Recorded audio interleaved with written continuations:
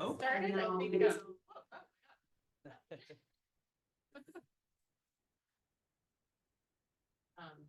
You might have turned it up because you need to aim it towards yourself.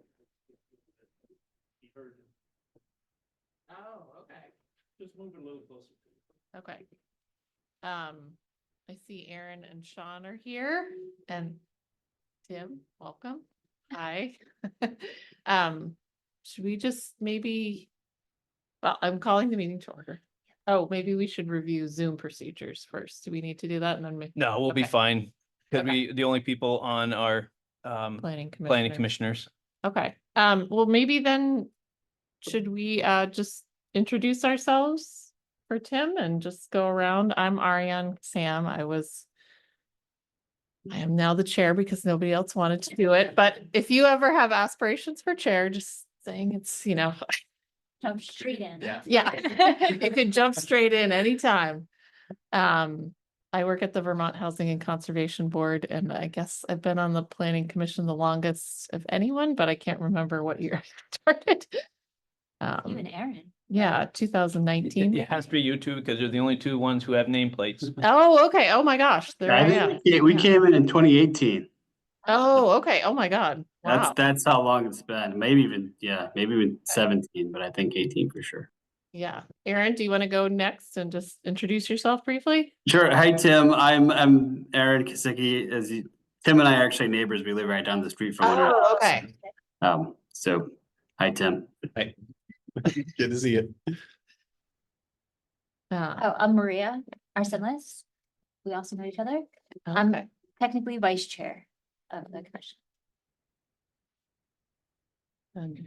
So I'm Mike Miller. I'm the planning director of the city. Been here for, as I said, 10.5 years. Oh.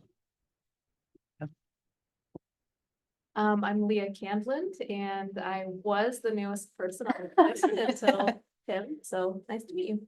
Good to meet you. Yeah, and I'm Tim Sinnott and happy to be here. Happy to join in and all of the work that needs to get done. I've been in Montpelier for a dozen years. I work remotely for an organization that does mapping. So that's one of the things I'm excited about helping and bringing to the commission. But also just a love of the city and wanting to help out. Okay, great. So And we thank have one more commissioner, is Sean. Hi, Tim. I'm Sean. I've only been on here since May, but we've had a lot of turnover since then. So I guess you get seniority pretty fast.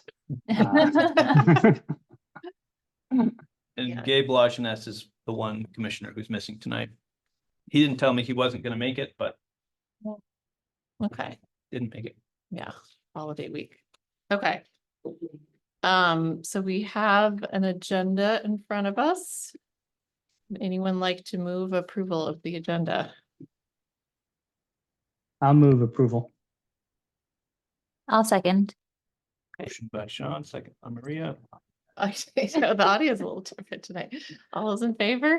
Aye. Okay, great. Can I make a quick question really quickly Uh-huh. before we do that? Sorry, I'm a little late. I'm sure most of you, if not all of us, have received some additional information from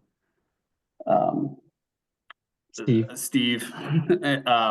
Is there any want or need, do you think, to put that on the agenda and have further discussion, or is that something we can table to a later meeting? I guess, yeah, I hadn't really. Steve is here, about so that. some of that might be brought up tonight in the we conversation. might- I didn't get General. copies of it, so it's something you guys would have to go and let me know. Okay, that's helpful. It's related to I didn't something know in Steve here. was there, so that's why I didn't know if we needed to. But if he's there, I'm sure we'll probably hear something from him. So Yeah. Okay. Yeah, as usual, I'm ill prepared. I hadn't thought about that, but that's a good question. But as Mike said, Steve is here, so maybe during general business, we can cover that. So comments from the chair. Just gonna say I think we all received the email from Steve, but since he's here, let's talk about it in general business.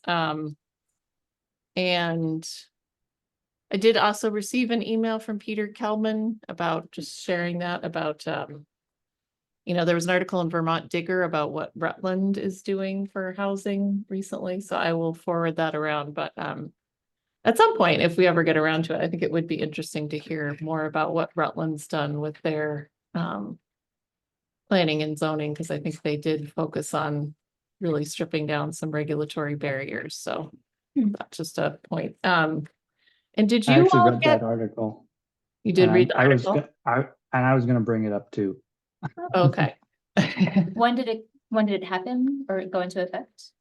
Is it a recent change? I'm not sure the article said about the planning and zoning changes. Do you know, Mike? It sounded like they were going through the process, so I Oh, I don't know if they're. My guess is if we were to look at the zoning, they're probably they're probably not farther ahead than we are. I was like, how did it turn out? We don't know. There's a lot of these articles that get written, they're like, oh, they passed their zoning, they're gonna do all this stuff, and it's like, well, you know, we passed our zoning 6 years ago, and, you know, we're still waiting for the convoy of builders to show up. Yeah. But it looked like they had 2 points. One was the regulatory changes, which we've already done, and the second piece was that they were looking at trying to come up with a system for offering low interest loans to builders to try to help to defray the cost. Because obviously, if you're taking out loans at 8 or 9%, that's money that increased the cost of the housing down the road. So if they were able to get money to the builders, that might be able to keep the costs down. We've talked about this in the office as an idea, but it looks like they may have some source of funding. Certain places have easier times getting certain funding, Berry City, Rutland, St. Johnsbury, just because they have a lower income census. Yeah. Tracks or whatever. Yep, Yeah. their census tracts qualify them for certain things that we don't qualify for. So I'm not entirely sure where they're getting the funding, but even with the funding, we're not sure. I wish them the best, and I hope it does work out, but I'm not sure. Their housing costs are so low that I can't imagine it costs less to build in Rutland than it would be in, you know, Rutland town. You know, it's just, it doesn't seem like the costs would be less, they would be the same. And that the housing units are 180 to 230,000, I think that article said. I just can't imagine you're building much in that price range. You're going to probably try to be doing a lot of renovations and trying to work in that framework. So it's interesting. We're always looking for ideas. But the idea of trying to defray the cost of capital, getting money, is something we've talked about, but we just don't know where we would get a large enough sum of money that it would make a substantial difference in the cost, you know, or in the production. You know, we get a certain number, 20 units a year that come online. But how much money would it take to get that up to a much higher number? Yeah, and I also feel like a lot of those applications to that housing pool may not actually turn into developments. I mean, they're plans right now, not to be, I'm very working in housing, I'm very gloomy about. Oh, no. Yeah. Well, it just exactly what Mike said, it costs way more than what you could recoup as a Yeah. private developer, I think. And maybe except for Chittenden County. It's just really tough in the rest of the state, I think. Speaking But I of would be which- interested to hear where they are in Yeah. terms of their planning. It and would be zoning. interesting to see Yeah. how things turn out Yeah. down the road. Again, these are the same types of, you know, ideas. If they were to look at the city of Montpelier, like, well, look at what the city of Montpelier is doing. They bought Country Club Road. It's like, well, that's buying it as one piece, actually getting it developed is another. Coming up with an idea to subsidize housing construction in your community is one thing. Actually following through and getting that program in place and having it work is going to be the next step to see how well they do. But I hope they do great. It is an idea, as I said, that we had thought about, and if they can make it work, that's great. Right, well, I wanted to ask about the RFP for that lot next to the drawing board. Has Yes, anything happened with that yet? no, we've had We're no, waiting. no responses yet. No response? Oh, okay. Yeah. Is there a time period for the RFP? Josh is the one working on it. I want to say it's sometime in December. Oh, okay, so there might still be time, There might still be time. but you haven't heard any. I haven't heard any, we've had No nobody, no, clarification, nobody, no entry? biting on it. Yeah. All right. And then I was just gonna mention one more thing and then pass it to Maria. Did you guys get, I don't know if it's of interest, but I got something from the CVRPC about a land use planning. Or a Oh. land use, Yeah. informative, session on December 19th. Did you guys get that or should I forward that? Okay, I'll forward that That'd be great. around. It's on a Thursday evening, December 19th. At 6 p.m. So could be a tough time, but sounds like a good session. And one of the things they mentioned was going over the designations, which is of interest because we've been hearing about it for Country Club Road. So Yeah. Is it only open to commissioners? Like who can go? No, it's open. It's open. yeah, I think all the planning commissioners certainly could go. Oh, there's Gabe. Hi, Gabe. Yes. Oh, all right. I wasn't sure if people were already on the list, so I will forward that around. And then Maria, you wanted to update us on, Oh, yeah, I just want to update everyone on what's been going on with the bike path. So Ariane and I met with the homelessness task force. My husband is on the Complete Streets Committee, so that's an easy meeting that we can have. I also met with Rebecca Copans, and she's the chair of the Housing Commission. And we are both meeting with the police chief next week, just to see like what his read on the entire situation is and what we can do to even prevent these situations from arising in the first place. And then MRPS invited me to come to the high school and sit in the library and talk to kids and see what their experiences have been, because it's really hard. It's been really hard to get that kind of contact because kids aren't telling their parents and they aren't telling adults. And I've just been asking them directly because I work with a lot of kids. So I'm curious to see what they say. And I've heard that it's gotten better. I don't know if like anyone has, but the kids have been reporting that like it hasn't been like 30 people hanging out on the bike path, which is what it was before. So I'm curious to see what they think about that too. If they're like actually using the bike path to get to school again, or if it's still off limits.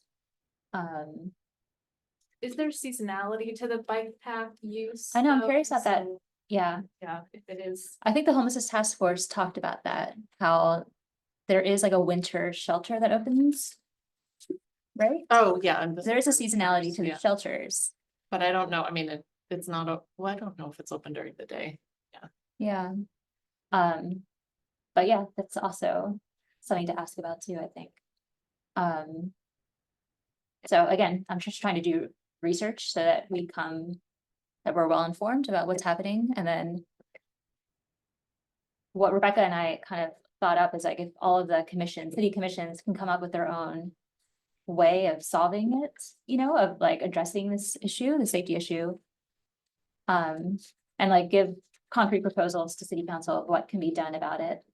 Like long-term, not just like a police sweep, like an actual like long-term solution to how isolated it is there, how unused it currently is. That if we can all give city council some concrete steps that we might see improvement in the future. As even Rebecca said, like, or an apartment building right there, like there's plenty of ways to make it a more usable space. More highly trafficked space, I guess. So I guess I'm curious what your meeting with the police chief is going to. Because I thought we were sort of approaching it from a design perspective, so I'm not sure like.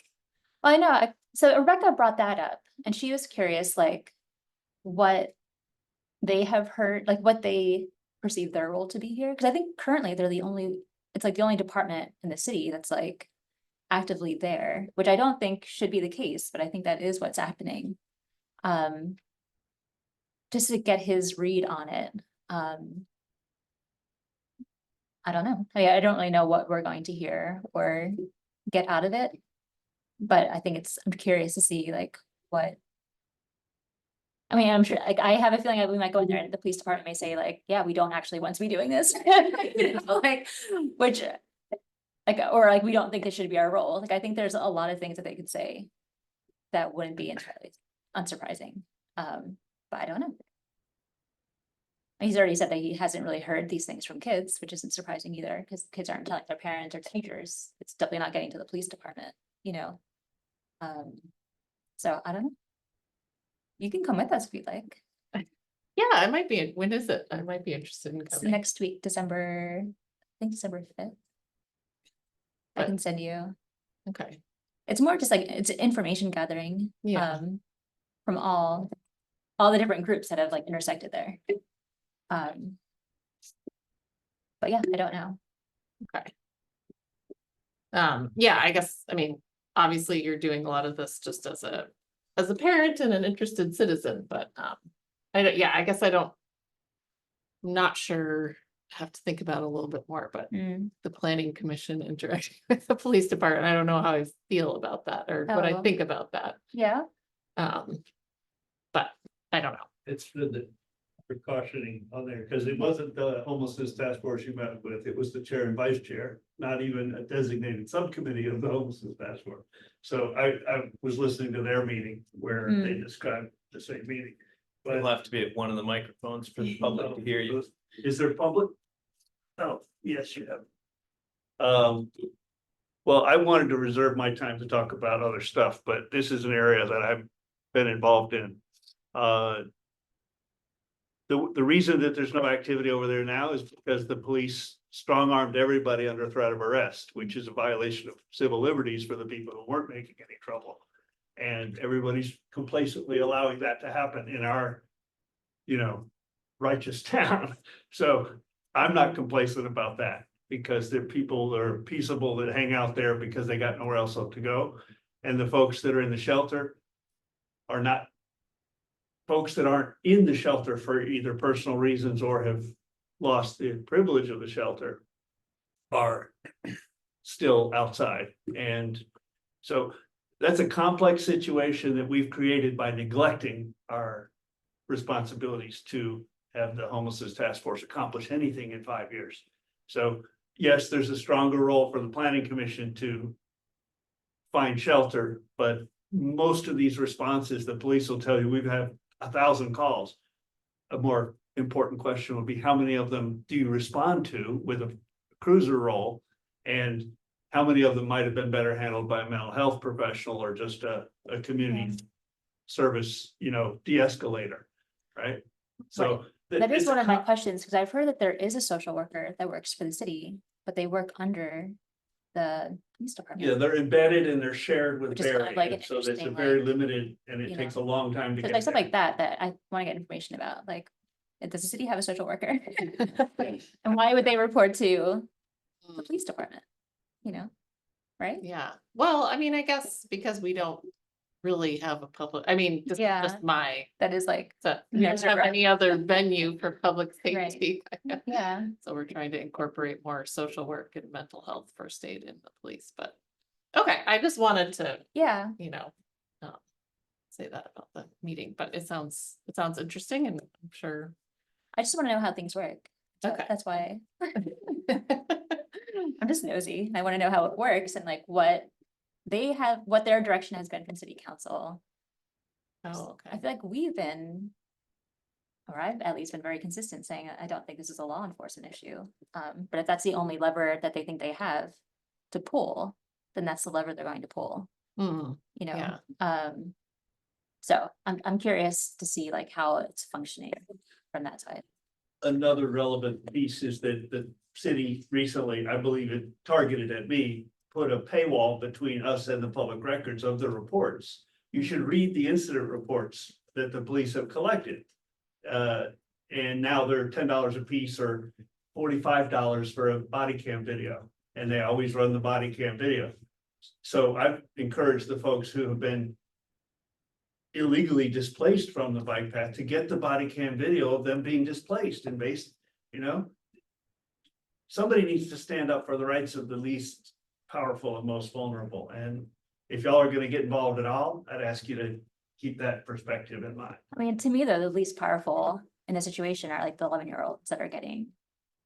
I mean, it's not a matter of children feeling scared walking past there. It's like the matter of children actually being threatened and chased and followed. And yes. You know, we so should like have to me, video an camera. 11-year-old is a much more vulnerable Yes. person And I'd like to. than an read the- adult, you I think know. reading the incident report of that and figuring, I don't need the name. This is what I'm saying. It's not in the incident reports. These kids are not telling adults what's happening.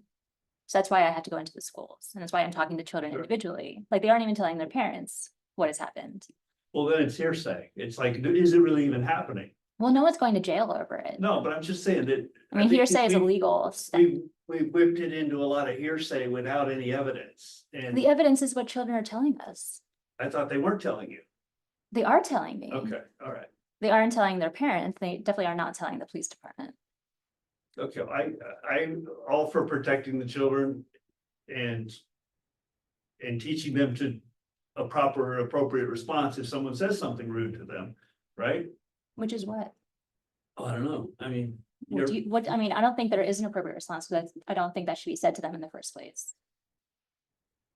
well, I'm just saying that we've created this situation by leaving people outside until they've gotten so desperate Yeah. and disinhibited that they're abusing each other and potentially saying rude things to children. I think we which all agree. It's on not it. okay, Right, but I'm saying, let's look at the root cause.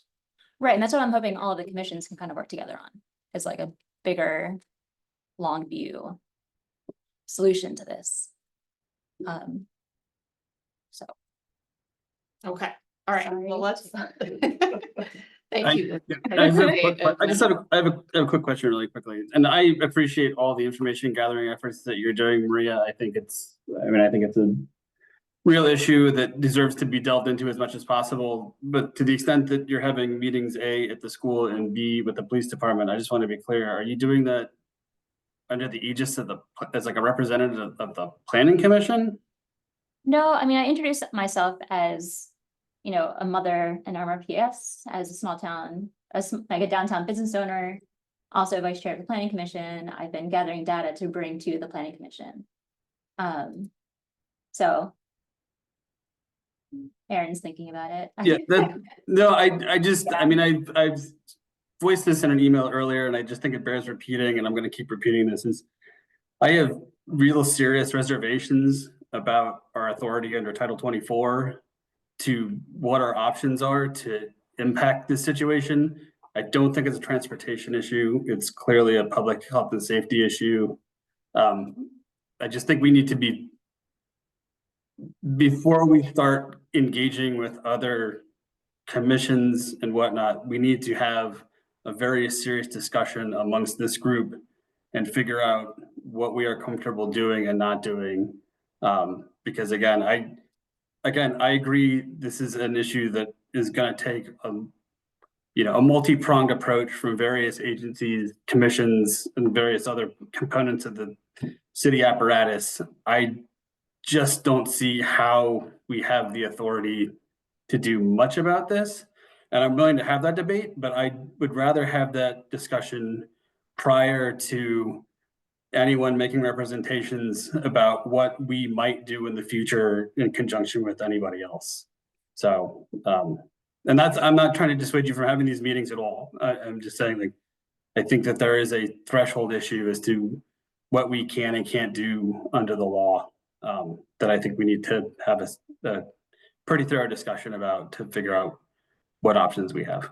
So, Okay, I mean, should we put that on a future agenda, or does anybody else have thoughts about it?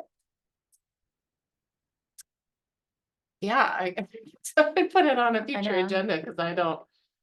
I think we were planning on putting on a future agenda, but then Yeah. all of these public meetings Yeah. started taking place. And I think it's relevant to this whole Country Club Road issue too. I don't know if you agree, Aaron, but like what our role would be, or what our Yeah, no, I agree. I think it is, you know, and Mike did this, I think it was probably back in it was not that long ago. I feel like it was probably in the summer. We did have a discussion about sort of kind of, I guess I would call it the enabling statute under Title 24, was it 43? I can't remember the number off the top of my head, but you know, it gives us the like what our scope of authority and jurisdiction is, both under the city charter and under Title 24. Like I think it's just helpful, especially now that we have some new folks on board, to just have kind of a baseline discussion about what the real core functions of the commission are. And I am happy to sort of test the boundaries of what we can and can't do, but I just think we need to all have that discussion and be in agreement about that stuff before. I just don't want to get too far out in front of your efforts, Maria, only to kind of come to the conclusion that we can't really do the things that we may have thought that we did. And I certainly don't want to be in a position where anybody here has sort of made representation to anybody else about what we could and couldn't do. And then only to realize we can't do it. So that's just a long-winded way of saying, like, yeah, I would be in support of putting something on the agenda and the next meeting or two, and really drill down on this subject and sort of get a better sense of what we think we can and can't do, both with respect to the bike path issue and probably to the country club road issue that you're talking about. So. Okay, so I guess, Mike, we could maybe before, I don't know, well, let's talk about at the end of the meeting, like when, I don't know what our schedule is in terms of like trying to get some of these public sessions, so maybe yeah, I don't know when would be the best time to have that discussion. And Mike, do you feel comfortable advising us on that and sending us the statute? I mean, I know Aaron's a lawyer, so he's like, I don't know. I am too. Yes, and Maria, I'm sorry. He's practicing. He's practicing. Okay. Or your approach, I guess I meant to say Aaron is approaching it, I think, from a legal, or maybe you are too. Oh. You are too. I think we have different, it's fine, but this is why we bring it to the commission. Yeah.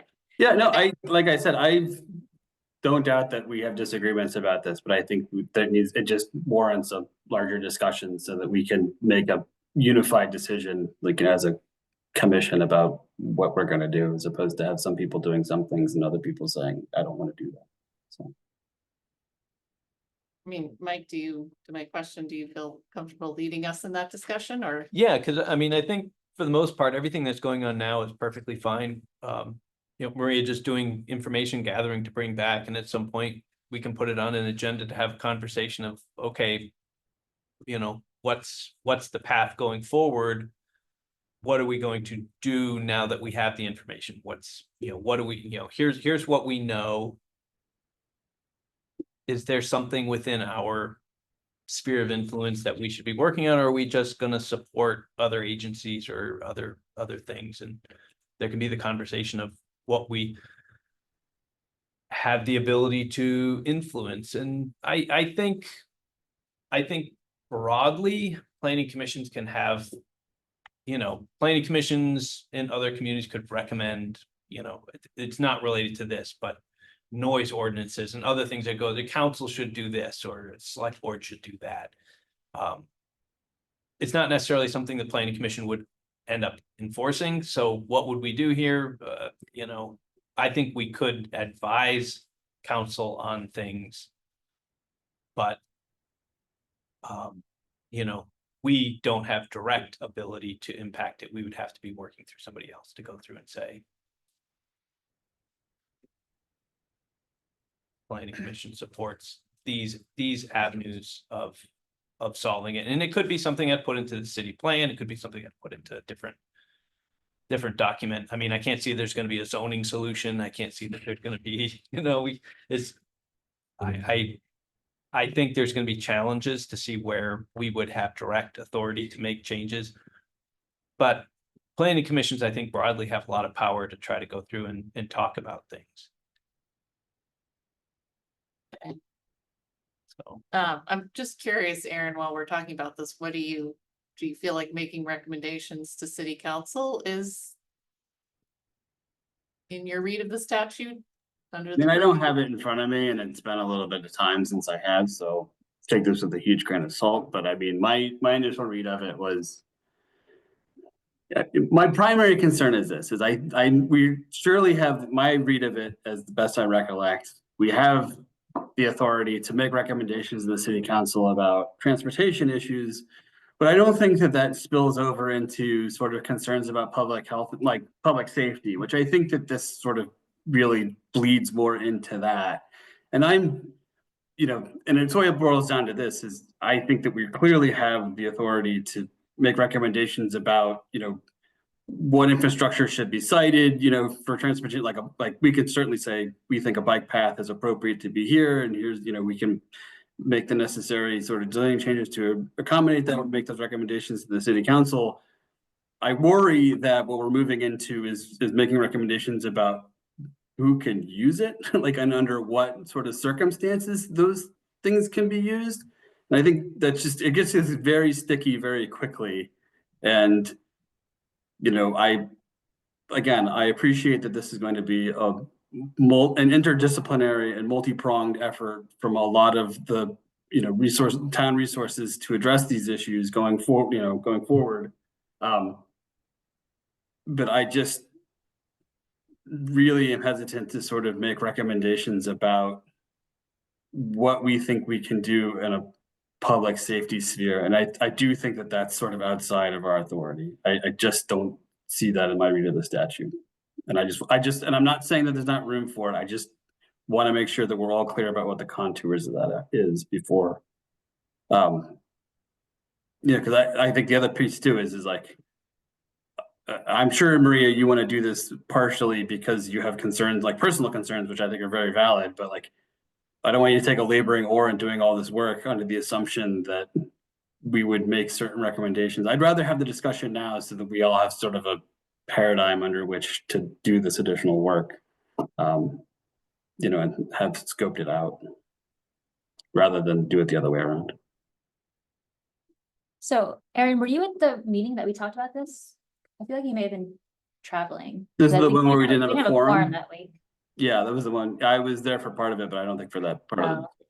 I think the recommendations that we were thinking, I was like mowing down the weeds. It wasn't like, it was a very kind of surface level discussion of like what can be done to just like improve that atmosphere.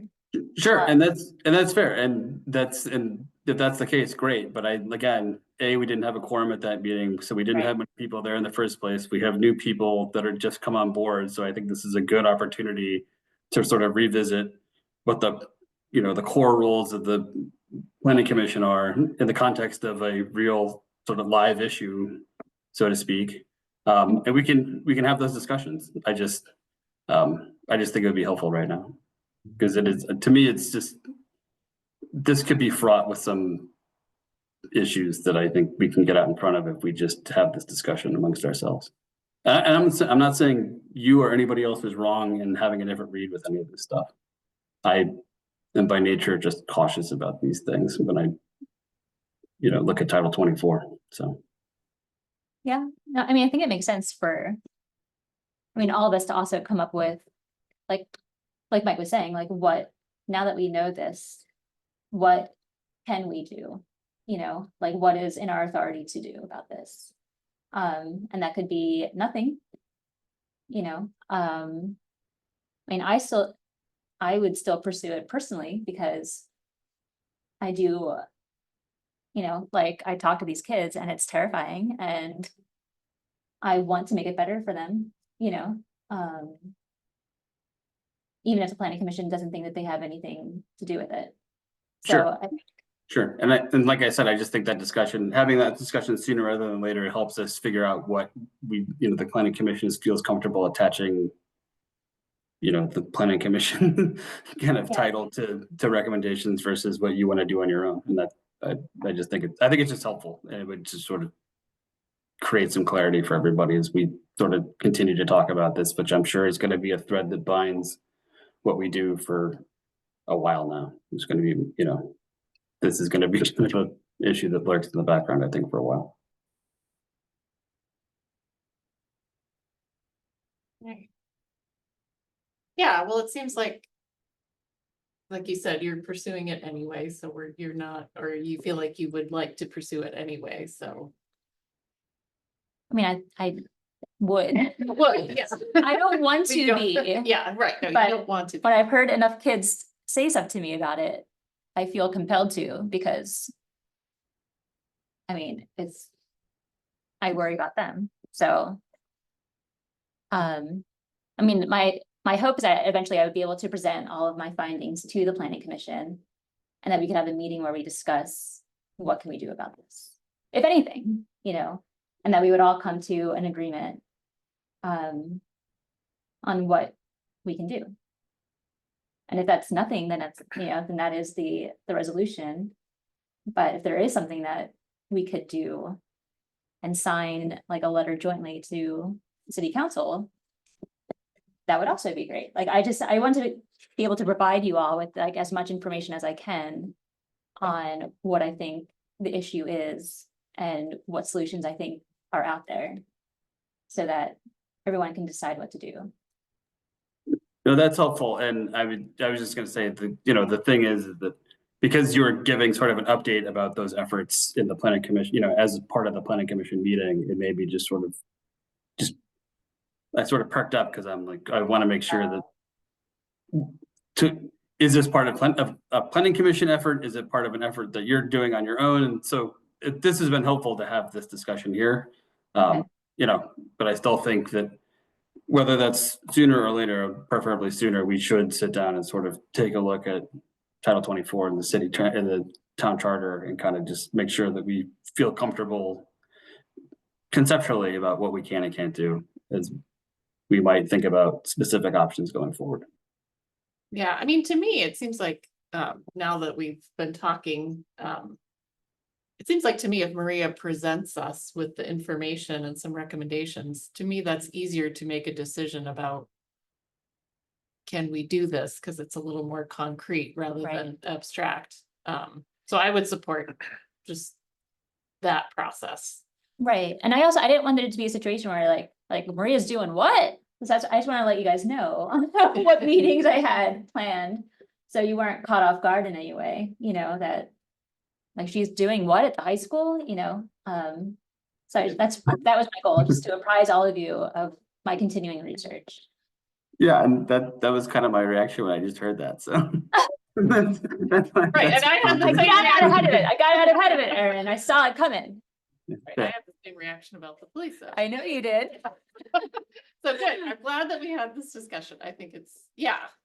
And I don't know, that seems like if a planning commissioner wants to, investigate an issue and then come back and present to the board about something, that does seem, now that we've talked through it, I think it seems appropriate. But you're not doing it on behalf of the planning commission. That's probably No. where it creates. Right. Your seat on the planning commission is useful to inform your colleagues, but it might be misleading if you are interpreted even erroneously as representing the planning commission in these meetings. Yeah, I mean, I don't think I do, because I know that. I mean, that's a fine line, but I didn't mean to suggest you do. Yeah. That's the caution. And I looked through the statute and there isn't anything about public safety or health that anchors in your powers and duties. So I'm happy to provide, I've got copies of a different section, but this one you're looking to, powers and duties of planning commissions, is 4325. I mean, even if it's not explicitly in the statute, we are helping produce a city plan that is talking about public safety. Correct. And Well, we are involved in planning. Yeah, and health, I mean, I And don't- urban design. yeah, is part of all that, so anyway, but Especially areas that are safe or risky in town, and how to address those vulnerabilities. all right, so I think we should move on to general business unless anyone else has anything else. Oh, well, that was the chair anyway. Okay, I want to be general business. okay, all right. So I pulled, how many of y'all have been presented a copy of the planning manual. Anybody read it? Besides Mike? Oh, this is from To the mic? Oh, This is from ACCD. yeah, the planning manual is put out by ACCD in 2 volumes, module 1 and module 2. It's too much for me to print. I asked them if they had any printed copies, and they got back to me today and said they don't. So I think it would be a good investment because it lays out methodically and in detail the kind of considerations you're wrestling with, and who, in effect, I think what I said at the first meeting I came to about this new web storyboard process being ineffective, that's evidenced by the lack of participation in these meetings. This is supposed to be a public input meeting on some modules of it, and nobody's here but me. And I got a couple other sections of it, brief sections I printed out. And they're useful because I don't think Mike should be driving the bus here. I think the commission needs to be driving the bus, and y'all need to be giving direction to Mike of what you want in the plan. And whether or not the public participation is effective enough, and what else needs to be done. But I'm really wanting to focus, because in the interest of time, I'm wanting to focus on the Country Club Road module, because you're still, the last piece that's left to be written and presented is the land use plan, and that's where we keep hearing Country Club Road's going to be included. But just before the meeting convened tonight, I had a discussion here with Mike, and if I understood correctly, the city's stance right now is that they put in an application for an expanded growth center, and it was revoked. And now they're gonna rest on that application and any little ads that might come in, versus go back to the statute and read the statute and see what needs to be in there, and it all needs to be in there. That's the handout, the non-italicized stuff in the thing I sent you speaks to what needs to be included in there. And a growth center has to combine commerce and retail and industry, and you don't get it just as a place to build housing and play Frisbee. Time is of the essence to get a growth center in a TIF district, or the taxpayers are gonna force us to sell that property, okay? A lot of people aren't happy that we bought it in the first place.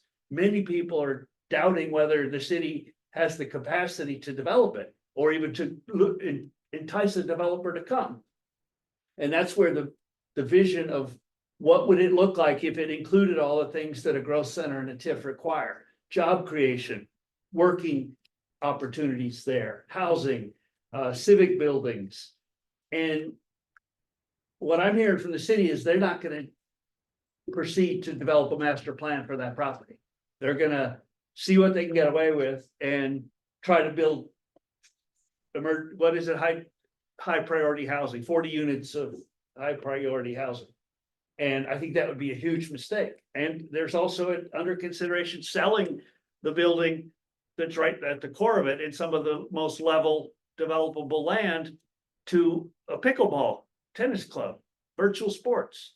And that would be a huge mistake before we've done our due diligence and figured out what is it going to take to meet the requirements of a growth center and potentially a new town center. I think I've made the argument that because of its location and it's not contiguous, a new town center is probably our best bet, and we will need a legislation to enable that for a town that already has a town center. And so there's language drafted that is being reviewed towards that end. But it would take, and it's in the summary at the back, at the last page of what I sent you, that it would take this planning commission getting their head around it and saying, yes, we want to develop a master plan for that. And what are we going to need in budget? What are we going to need? Who are we going to need to hire? When do we get started? What have we done or not done with the next steps as recommended by the consultant we hired years ago? The next steps chapter. And why haven't we done those things? You know, I've watched under this administration over 30 years, almost every project gets screwed up, you know? From the car lot, from the transit center, from the French's Block, from the district heat system. So here's a time where this country club property is too important to let it get screwed up, you know? So y'all are gonna have to take the reins here and decide whether you want to insist on a master plan as part of this. We could also find that we don't get the regional planning commission support without a master plan. So we could finish our municipal plan and serve it up and say, oh, this is what we intend to do over there, by the way, but it's not in the plan, they're not gonna approve it. So I would encourage you to invite the regional planning commission to bring some expertise to present to you on growth center requirements and new town center requirements.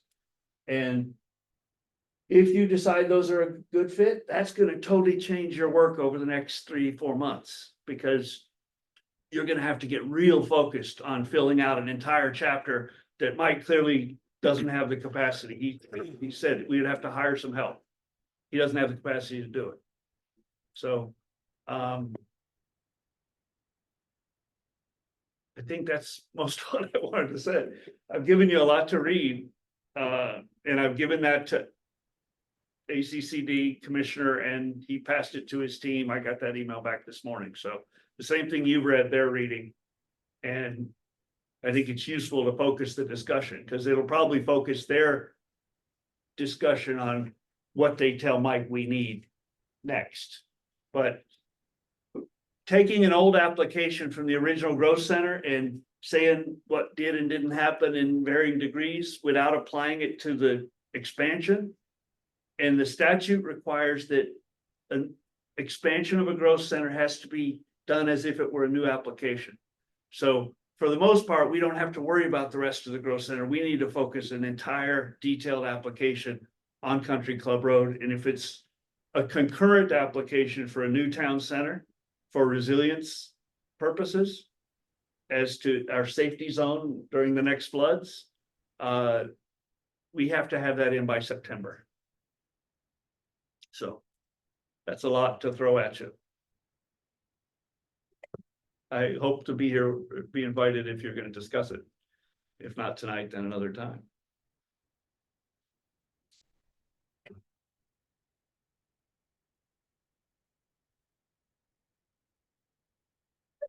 Sorry, look at me on the chair.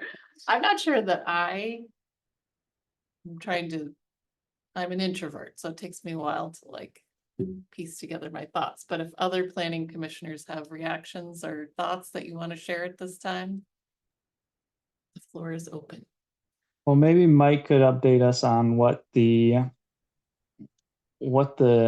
city is hoping. I had read that city council was hoping to move forward with a new application in the spring. And also, Steve is saying that, it has to be a new town center, and it's not clear to me why a growth center expansion that would be part of a larger existing growth center that included all of the things that he was talking about in terms of commerce and housing and municipal buildings and all of that stuff, why Country Club Road wouldn't qualify being part of the larger growth center. Because it's not adjacent. Well, I mean, I do feel like It Mike is- already it is- addressed this. It is Oh, adjacent to the existing growth center. right, and I feel like Mike gave us I understood Mike to say that we tried to include it in the growth center or add it to the growth center. That didn't work. To continue with that designation, which is going to expire and I forget how many years, is going to cost the city a lot of money. There's a lot of new designation programs coming. So why not? Is that Am I remembering right? Yeah, I mean, we have to make a decision once we find all the facts of what it's gonna cost and what it's gonna require. There are a lot of pieces of an application that I can do, but there are other pieces that require consultant help to be able to do. If I have to do a housing analysis, that's not but that requires a consultant. If you're gonna do certain economic analyses, then that's gonna require something else. If they want to build out analysis, that's something that would require hiring a consultant to be able to do. So the question, when the 5-year update was put in, as a part of the 5-year update, the application that was initially submitted, there are sections in that that say this is what happened in the 5-year update, and pertaining to the growth center expansion, here is the discussion. And that went through all the 10 or 12 pieces that were in that application. What we're waiting to find out from ACCD is which of these pieces, how much additional information do the analyses need to include the entire growth center, the entire city, or just the application? Because the statute is silent. You think you just read the statute, you know everything. You don't read the statute and know everything. You read the statute and find out statute doesn't talk about this. Same thing that we had when we were writing zoning regulations. You think you've covered all the bases, and then someone comes and says, what about an application in this of this type? And you're like, oh, our rules don't really talk about that. So how do we handle that? That's how they got ACCD got into the issue in the first place, was they were required to do 5-year updates, and the statute didn't lay out what a 5-year update was. So they had to make up rules. This is what you have to include in a 5-year update. So that's how some of these things come up, is you don't have, so by letting the board and their staff, who are going to be the people who give the staff recommendation on an application, you've got something in front of you. Tell us what you think about what we gave you. If you're telling us we need all 10, we do all 10. We will meet what they think is necessary in order to meet statutory requirements. They're the ones interpreting it. They're the ones we filled out their application form. They sent me an application form. They said, fill this out. I filled it out, sent it back to them.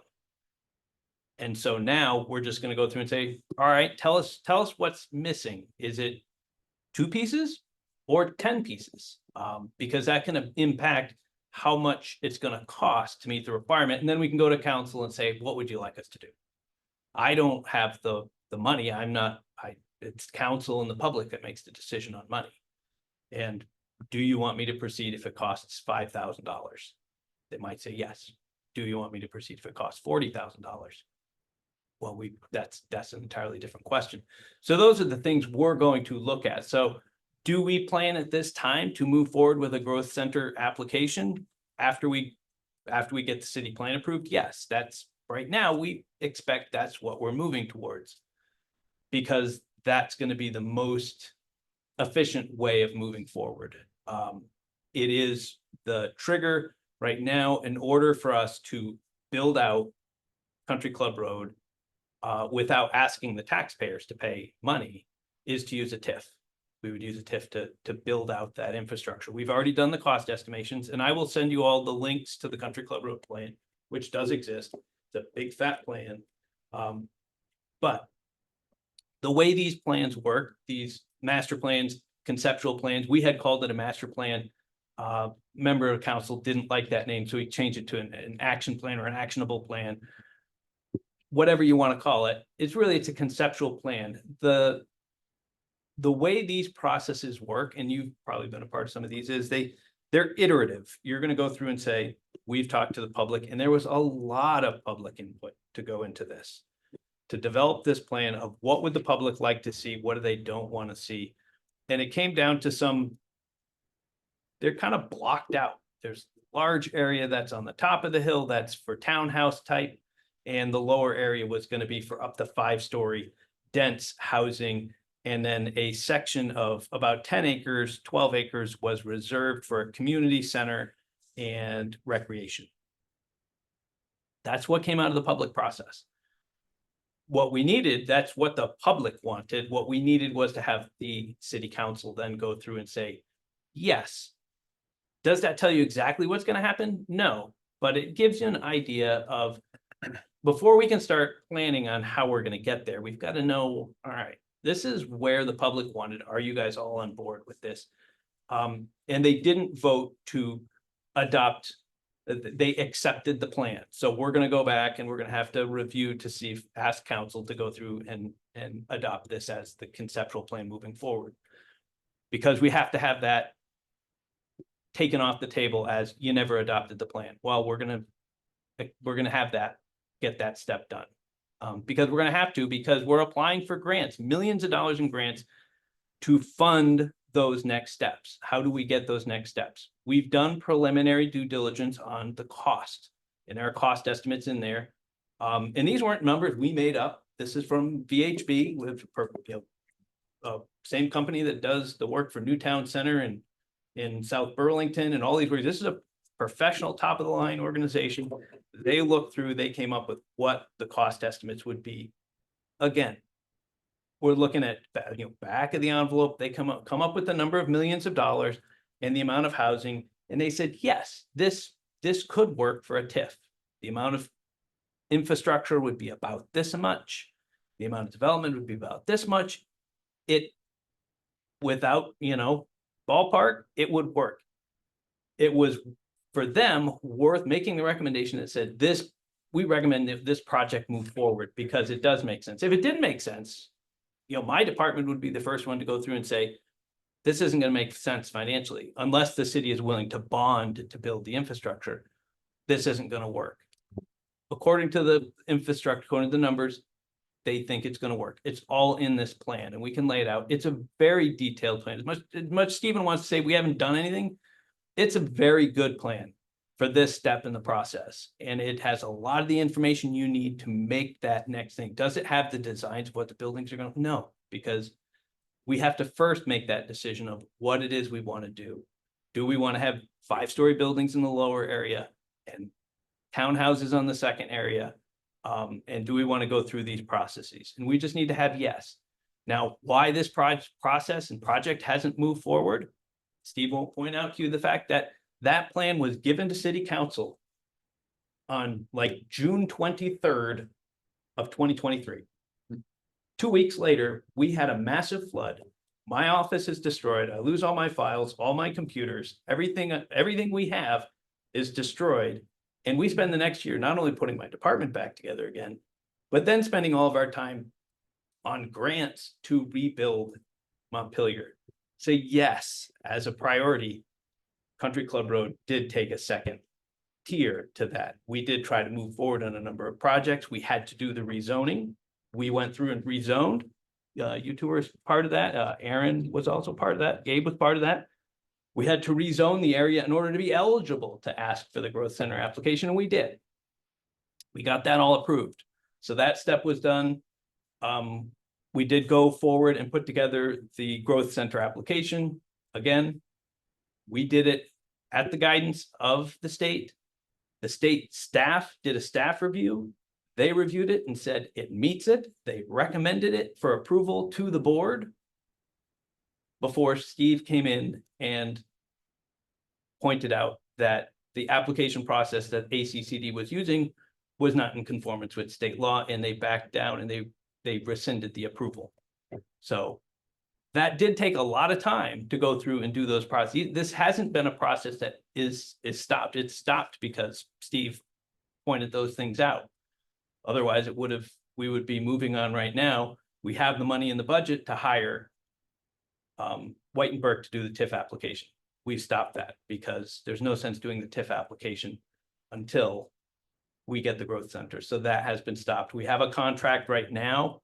Well, we don't have the contract. We have a contract in hand that we are reviewing to do the due diligence to get the utilities. So again, VHB, the engineering firm, to bring the utilities up to the site to start doing the plans, the actual blueprints. We have an estimate. It's in the report, which I will send you. So we already have the estimates. Now they're going to go through and do the detailed work. Okay, what is a blueprint? How much pipe? what's it gonna cost? What's all this gonna do? We've got to put that level of detail in. And again, as we say, it's all iterative. You have to start with the big picture because we need to know big picture. What do you want, city council? What do we want, public? First, before we can then go through and run the pipe, because it doesn't make sense to put in a 10-inch pipe if you only need an 8-inch pipe. Or you wouldn't want to put in a 10-inch pipe and find out you needed a 12 because you were going to do more development. So that's why you do these conceptual plans, so you can start then doing the next iterative step of, okay, well, now that we're settled on this, we're going to do this, and each one's going to get more and more detailed as we get closer and closer to the final product. And that's the way this process is going to work. And so that's a little bit, but I will send you those 2 planning manuals. I can send you the links to those. I'll send you the link to the Country Club Road plan, because I think it's important for you guys to have. That was it was a big process, and we can always take this up at another meeting if you've got specific questions. Once you have those in hand, then we can have a meeting and talk about specific questions. Mike, I'm curious how responsive the board has been to looking through the application and seeing which parts needed. The state board, Yeah. it's the staff that's looking. So there's state Okay. staff and then there's a state board. Well, I thought you said the board would get back to you about which parts of the application. I should have It's the said the staff. staff. We're working with the staff at this point, and they're working with their legal counsel. And as we said, for us, because we had this large application that went in, you've got some information, it may be on point 1, good information. We need some backup supplemental information on X. Number 2 looks good as it is. Number 3 looks good as is. Number 4, we would need significant additional information on. But have they done that yet? They haven't done that. Okay, No. but you're anticipating they will. Yeah, we asked them to do it, and part of their discussion with us was that they were going to look through our original application. Now, the application in April would be different than the application that went in last April. But we can go through and peel out those pieces if we know the application form is going to stay the same. Maybe they go through and say the application form is going to be completely different. We need to know. There's no process at this point. There is no application for an amendment. There never was. That was the 2012 decision. Before I was ever here, this was not written for us. These rules were written way before me, which were written that said, if you want to do an amendment follows the same rules as a 5-year adoption. Well, that turns out to not be correct, but that was the rule they said. That was the rule they followed for 12 years. And that was the rule I followed last year. And then, sorry, Ariane, did you have a question? No. You said before, I think it was our last meeting, you said that the growth center originally included that whole property and much more. It included other, contracted? it did not include Country Club Road, Okay, but it included many other parts. So the other parts, when Laura was here, she was talking about Town Hill Road and these other places that were now being put into the growth center. yeah. Why was it Those contracted? areas were already in the growth center. Right. And then there was opposition at the time. Again, I wasn't here in 2009. Yeah, My understanding was there was opposition at the time from VNRC and some of these other environmental groups that said the growth center is too big. It shouldn't be this big. It should have been smaller. So at the 5-year reunion, the 5-year update, which I was there for, that's 2014. So I show up in May, and like 2 weeks after I get here, I get this thing that says I've got to do the 5-year update.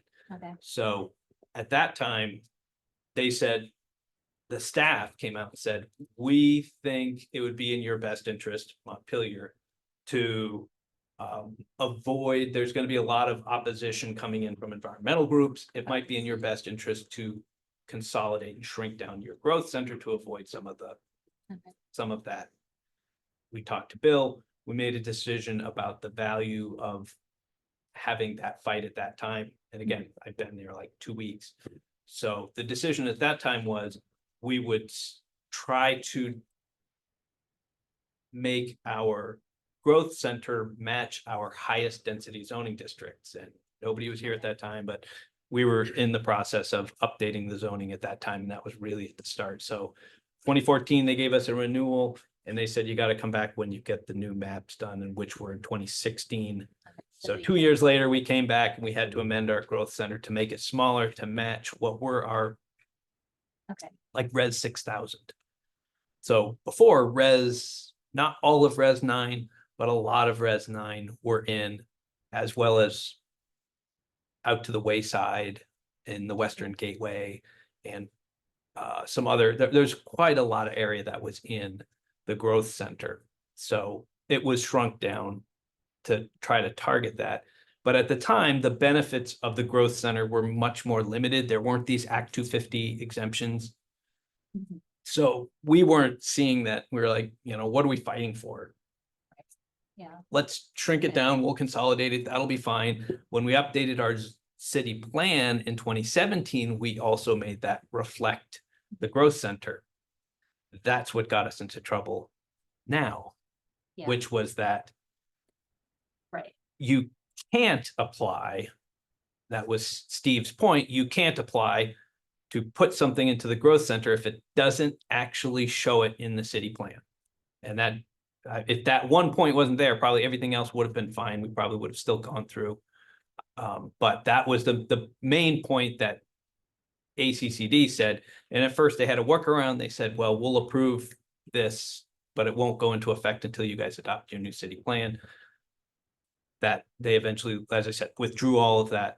That's how we kind of got to where we are, is that it was shrunk down and then we made our city plan match it. And then the benefits of being in the growth center improved. And we were like, oh, it really is to the advantage of the housing developers, because you can avoid, right now, everyone's always like, well, which I think we mentioned the last meeting, it's big projects. It's not necessarily big projects. It's any project it's 5 units within 5 miles within 5 years. So if you're a small developer, you might buy a property in Berry City and one in Montpelier, and you might be within 5 miles of each other, in which case you trigger Act 250 on a small 4-unit project. And you're like, and it's that many in 5 years. So, if you do a couple of projects, doesn't take long. So even small developers who are just adding 2 units to an existing building get kicked into Act 250, and all the tens of thousands to hundreds of thousands of dollars of analyses and studies and fees and everything else. And so the thought was, if we could get more area of the town into that Act 250 exemption, that's going to help us with our small developers. It's the big projects are still going to need to do Act 250. It's getting these small projects out. That was our main emphasis for these other areas. For Country Club Road, it was A, TIF, and B, we had to get out of Act 250. Not because we're trying to just get out of Act 250 for whatever reason. It's because the golf course, lower part of the golf course, is prime ag soils. And we know that because we've done our due diligence, and it's in that report. We did the entire Act 250 analysis in that report to go and determine that. That's why we have to get out of Act 250, is because it's in the report. So that's why we knew you can get those exemptions from prime ag soils, but you have to apply and go all the way through the process. And it's expensive to apply, and it's expensive to go through the process. So as the planning director, I have to go to the city council and the public and say, do we spend $250,000 to put together an Act 250 application on the chance that the NRB or Land Use Review Board will ultimately give us an exception to the rule and say we can mitigate? Because by rule, you can't mitigate prime ag soils. You have to get an exception. You have to apply for a variance. And that's the waiver process means it's going to be a risky process. You can't get that approval up front and then apply. So that's why, from my standpoint, I was like, the best thing we could do is to work ourselves out of the Act 250 process by getting ourselves into the growth center and then managing the process going forward, which may be either we're completely out or we can only do 74 units at a time until we, until we can build out most of the project or just track it as it goes and see how it goes. But that was what was going through our mind when we're looking at it. It wasn't willy-nilly making decisions that we want a growth center because that's going to be cool. It was actually directly comes out of exactly what we've been trying to try to work through to keep the project moving forward step by step. Obviously, if Act 250 wasn't a barrier to the project, the fastest thing to do would be to just move forward, find a developer and let the developer put together the Act 250 application. They do it all the time. I mean, it's not impossible. So can I just ask a question about I guess this is something I'm a little bit confused about. So the growth center statute says that you have to like mention or something in the city plan, a parcel that you're adding to the growth center. I mean, that doesn't make a lot of. It has to be I think it has to be identified. I don't have. Identified. There's probably something that says it probably has something in here to the effect of the growth center shall be located. The growth center shall be identified in the city plan or something to that effect. That doesn't make a lot of sense to me because things change. Right. And like the opportunity Every to buy 10 the years. parcel. So how would you don't change your city plan that often? Yeah, and that's the difference where things get written by legislatures and Yeah. then the rest of us kind of show up and go, and we're gonna have this conversation. I'm having it right now with Nick as we're putting together the draft maps for you guys to consider on, okay, if we have to have a designations map, we know we've got a designated downtown, we know we have a growth center. I can put those lines on that map right now. The proposed additions to the growth center, assuming that's what we move forward with.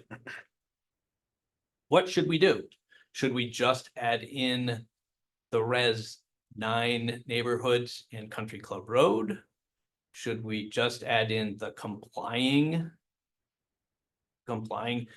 In order to comply with the sections, you have to either have or have plans to build out all of the required infrastructure for smart growth. So sidewalks and these things like that. That's not a big lift and a big deal for Country Club Road. We already know that we're going to be putting those in. Those are already going into the plans. So it's already a requirement under zoning that those get built out inside. So in order to, we're not exempt from our own zoning, we're exempt from some things, but not that. If we build out Country Club Road, we have to put in sidewalks. That's just a requirement. So that's not an issue. What we don't have as a requirement in our zoning is that, and this came up with Isabel Circle, if you develop a property that's not adjacent to a sidewalk, you have to build the sidewalks inside your project. But you don't have to build the sidewalk that connects it to the sidewalk that's a quarter mile down the road. And that was the issue that some of the conversations I had with the state folks were like, we can approve what's on the ground right now because it's on the ground right now, but we can't approve these other ones because somebody might do another subdivision out past the Town Hill condos out there. But there's no connection that connects back down to the intersection of Town Hill Road and Main, which is where the sidewalk ends. There is some sidewalk that goes up Town Hill. So there's different, like we said, there's no requirement. That was why they were like, well, really stick to those. But for the plan, maybe we do put in the plan bigger because of the issue you were just talking about. We don't plan to actually apply to the state to put, I'll say Toy Town on the other side of I-89. We don't, it can't be in the growth center because there's no sidewalk. But we could put it in the growth center in our plan because if we built the sidewalk, we could then just go and put in an application and add it. So we'll have a conversation about that. What do we want on that map? Because we should probably think about adding more, because if we just put in what we think, Yeah. second And then price. somebody comes in and says, hey, I'm the next property outside. I'm in rural, but I'll run the sewer, water and sewer. If you rezone me, I'll put new housing over here. And we'll be like, yeah, that's great, except I now have to amend my city plan to add that parcel in because of the requirements. So we'll have that conversation when we're doing the land use plan. So there's going to be a proposed future land use map. There's going to be a current zoning map, and there's going to be a designations map right now, as far as I can tell. Nick is working on those 3 maps. We'll build out those storyboards, so you guys will have that information to consider. And again, there'll be drafts and we can amend them, and then we'll get public comment and see where we want to go with those. This is all really helpful background. I really appreciate all the information that you're sharing here. I just wanted to note that in my little bit of research on the growth centers, that I think the state of Vermont has 6 total. They are Williston, Bennington, Colchester, Montpelier, Hartford, and St. Albans City. And there's really only one precedent for an updated boundary. It has happened before. And the only precedent is in Montpelier. It's in Montpelier. Prior. Yep. So I just want to note that there's not a ton of precedent around this.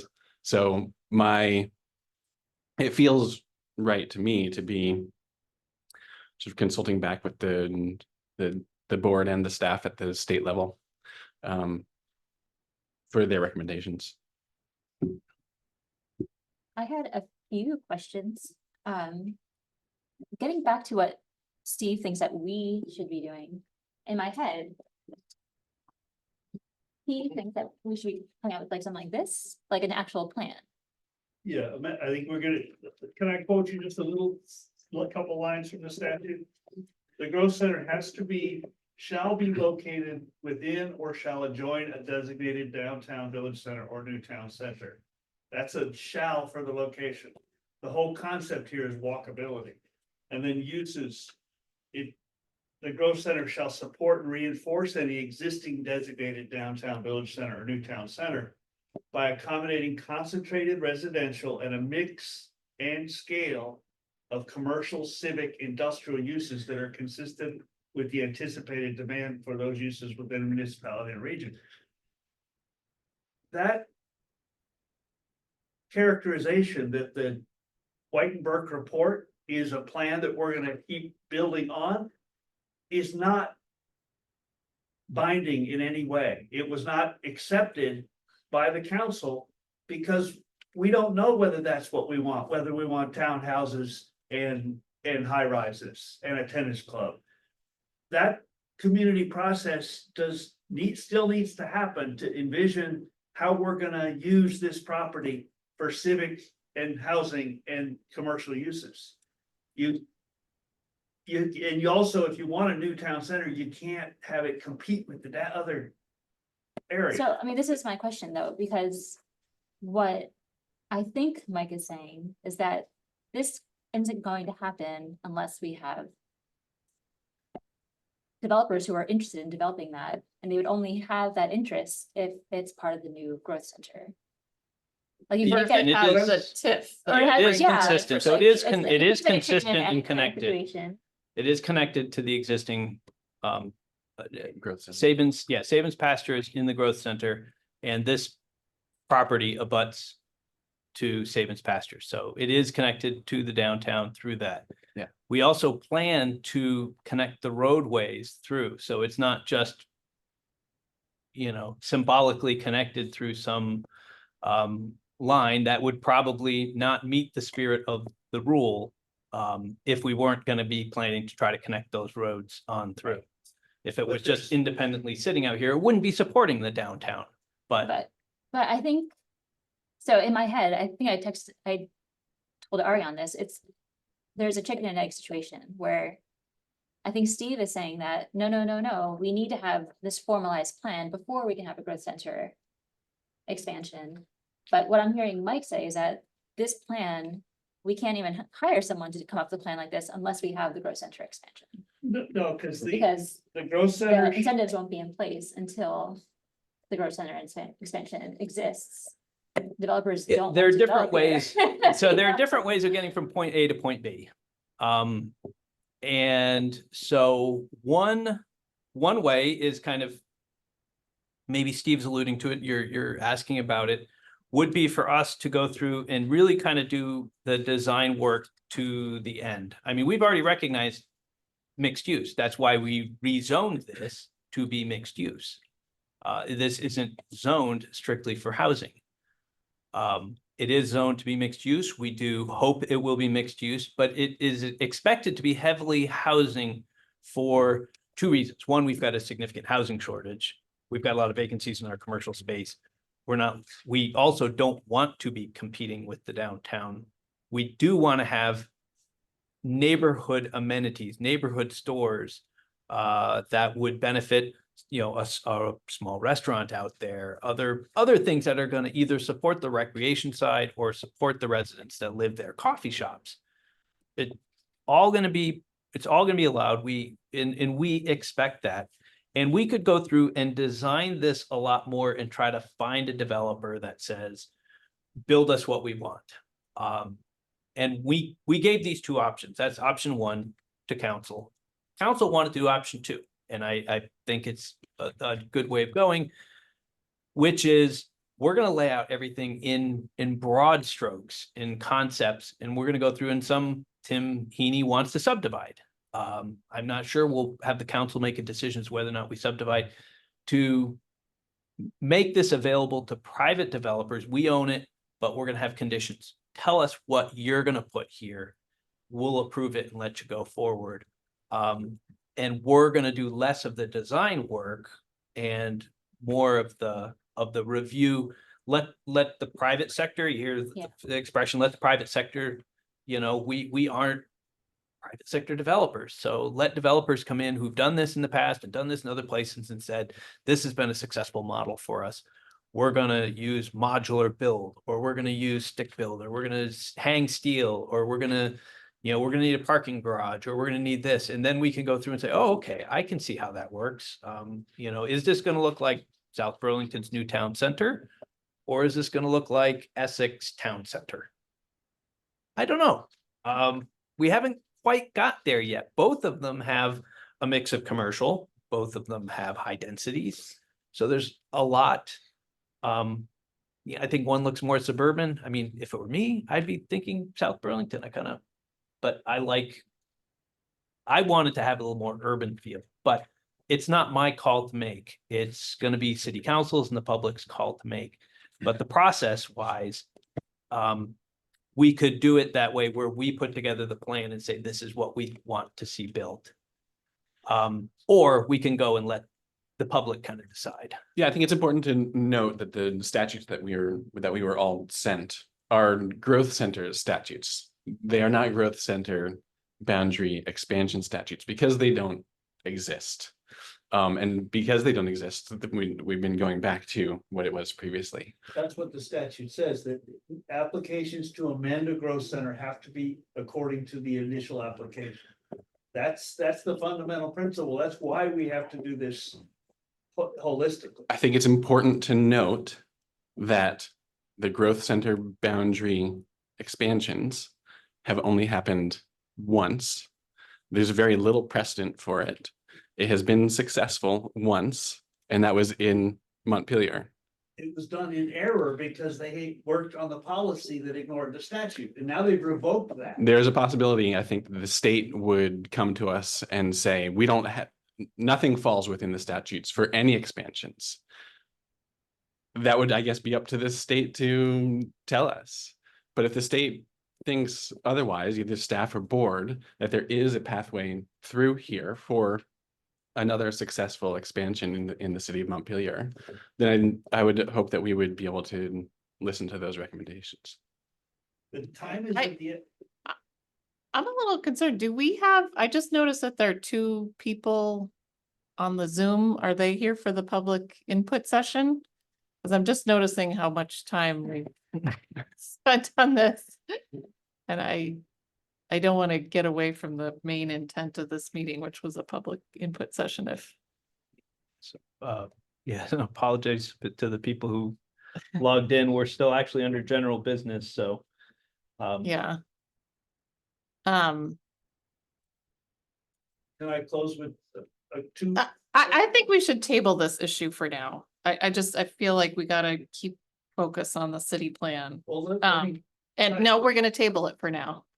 And move on to there will be another general business opening at the next meeting. So we're gonna just open up with the public input session and see if those two folks on the Zoom are I don't know. Yeah, we have Approach this, two- Mike, two- maybe you can Yeah, help we've me. got two folks on the phone. We're gonna be, I'll just be starting to kick off the public input session on the city plan, 3 city plan chapters. Is there something else that you two folks wanted to discuss, or are you here to kind of talk about or to hear about the city plan?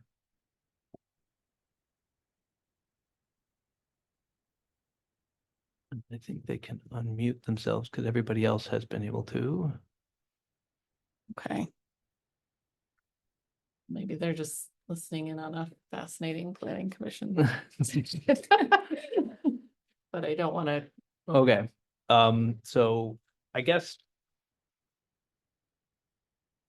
I was going to say, before these folks showed up, that everybody else has seen the presentation before and we can just go into the discussion.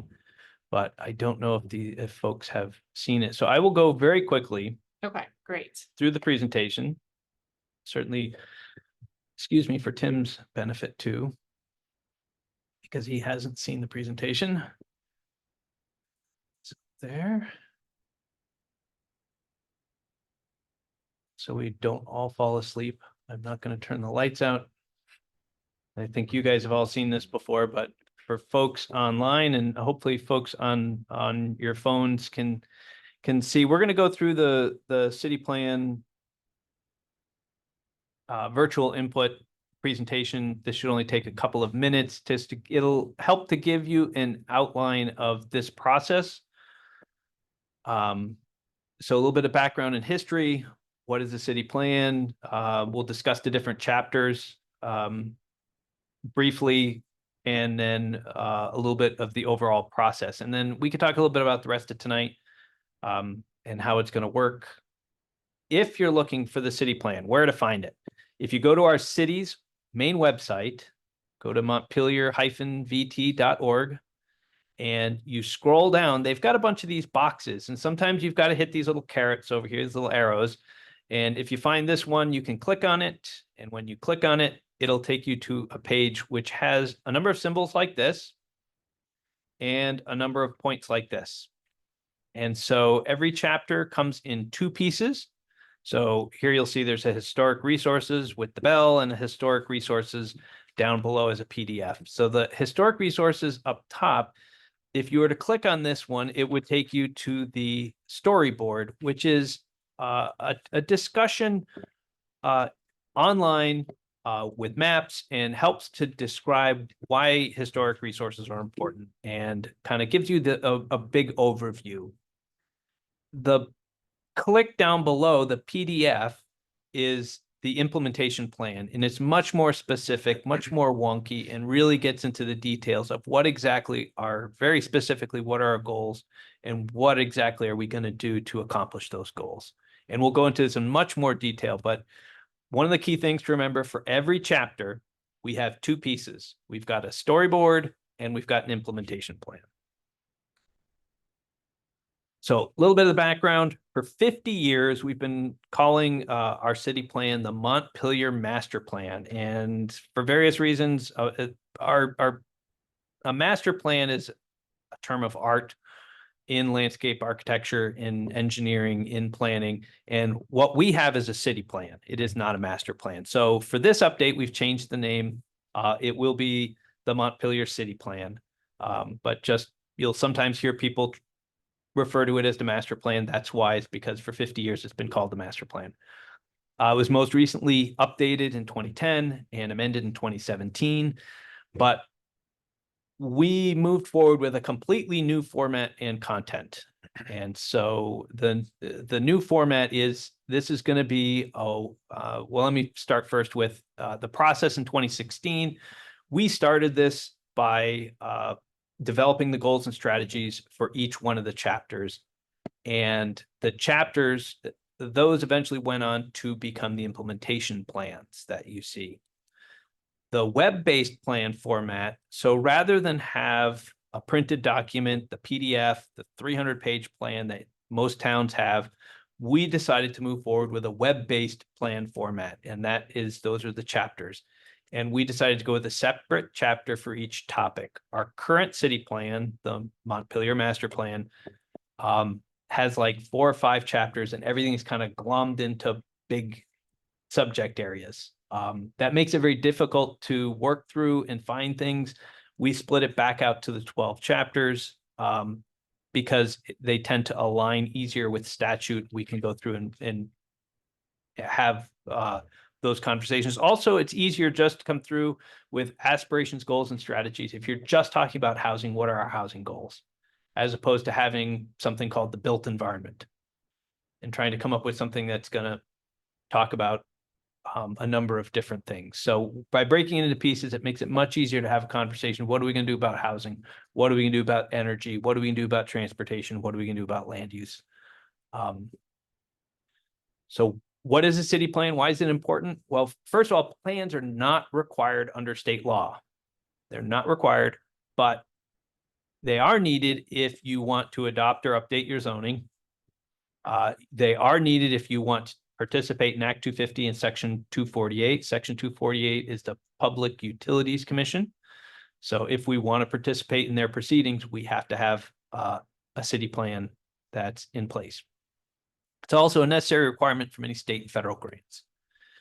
But if we want to have a city plan, then we have to meet these 4 requirements. And those are it has to meet the state planning goals. It has to be compatible with the regional plan. It has to be compatible with other plans in the region, and it has to contain the 12 elements that are in 24 VSA 4382. So we also talked about having 12 chapters. You see there are 12 element requirements. It's not a 1-for-1, but that's a big reason why there are 12 chapters.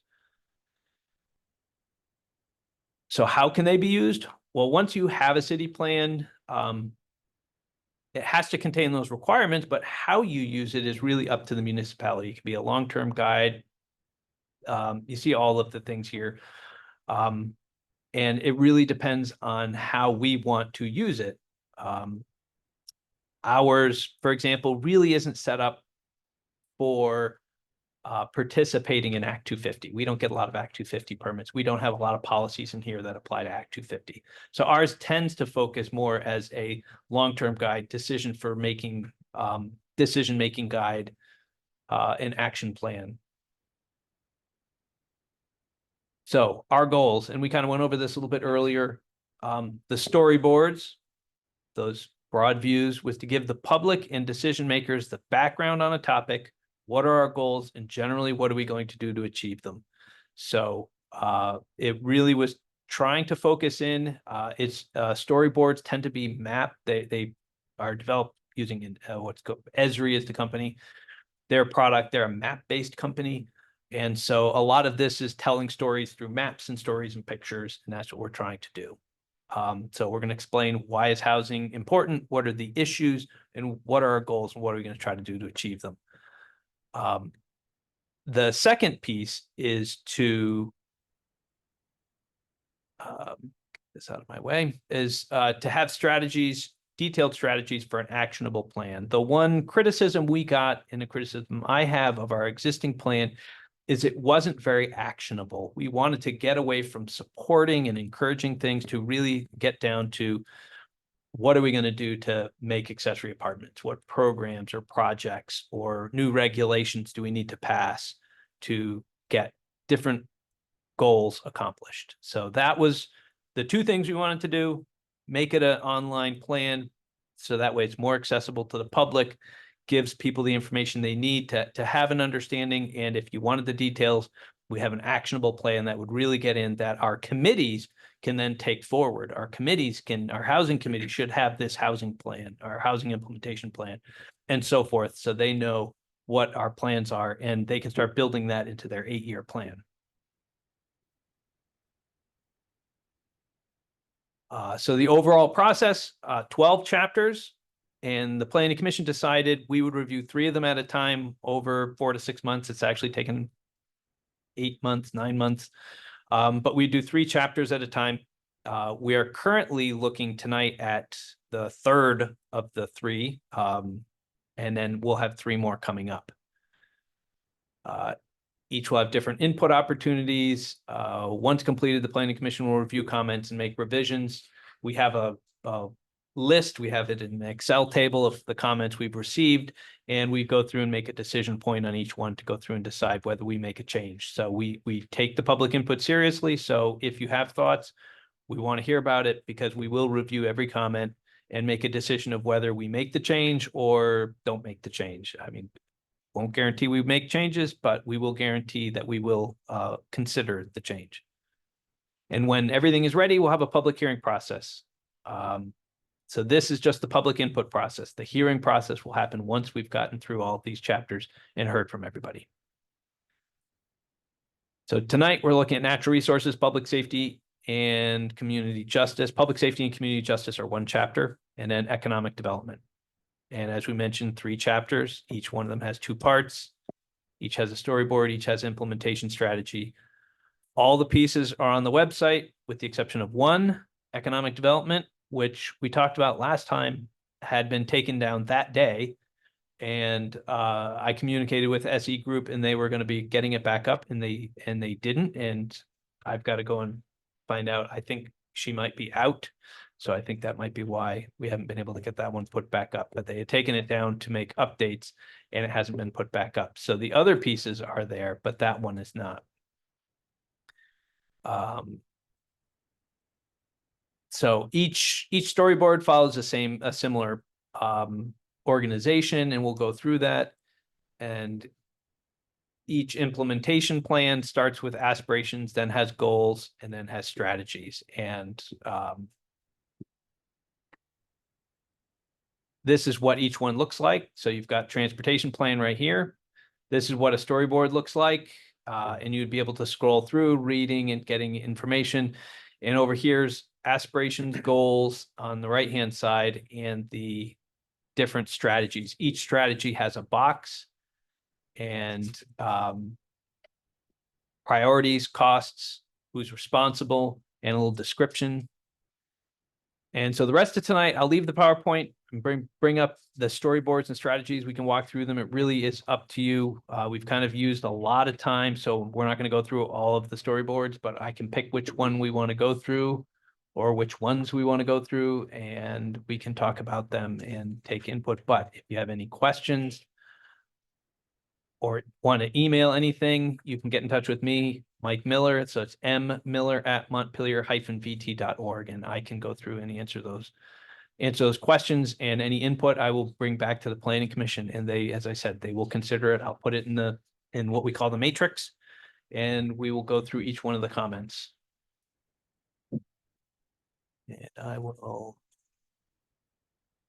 stop sharing. Okay, great. Place away. Oh, stop sharing. There we go. So, is there a preference from commission or from the public? I don't know if Joanne or the other person on the phone are have a specific area of concern or questions or comments. I want to make sure we give you opportunities to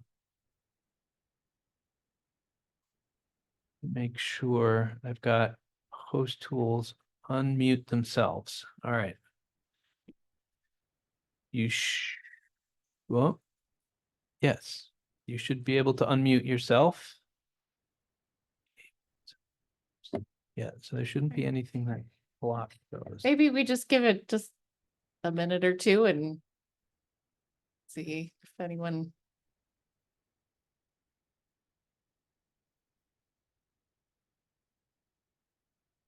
Said otherwise I can.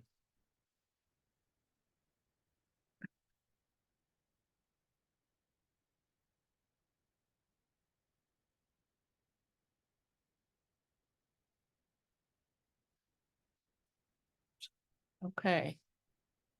It's like there are not comments, but I just wanted to make sure that we covered that. I mean, I don't think we need to cover the storyboards if there's no comments, but Yeah. I don't. I have comments, but I don't need to see the storyboard. Okay. You can go ahead. On public safety, I've mentioned before to most of you, but Tim wasn't on the commission then, about regional dispatch. We spent many years, I think since 2016 or so, convening a regional public safety authority to share resources and dispatch, and it faltered on governance. And there is a state level task force wrestling with this issue and a report that won't be out till January. But no matter how the state report comes out, there's going to be a need for regional governance. The guidance has been coming from the federal government, the Computer and Information Security Administration. CISA has put out information about the need for governance of communications for public safety. And we have failed miserably, both at the state level and at the regional level and at the municipal level, because we entered into a agreement with Capital Fire Mutual Aid 20, 30 years ago, which formed a governing body made up of our fire chief and police chief and city manager, and the same for the Capital Fire Mutual Aid system, which is basically a bunch of firemen who share responses to each other's fires. But that governing body has never met once in 20 some odd years. There's no minutes, no agendas, there's no evidence that that body has ever met. And we've had real problems with dispatch, antennas going down because and nobody noticing for weeks on end until somebody from the phone company points out that, you know, that transmitter's not up because the line went down, or a dispatcher not connecting the record of a person who's in psychological distress and at the second response, putting 2 rifle rounds in him and killing him. I think you did share this, and I assume that Mike put this in the matrix of public comments. I'm also trying to remember, was there a specific like thing that you wanted to put in the city plan about dispatch, or? Yeah, I think that the city needs to support a regional model of dispatch without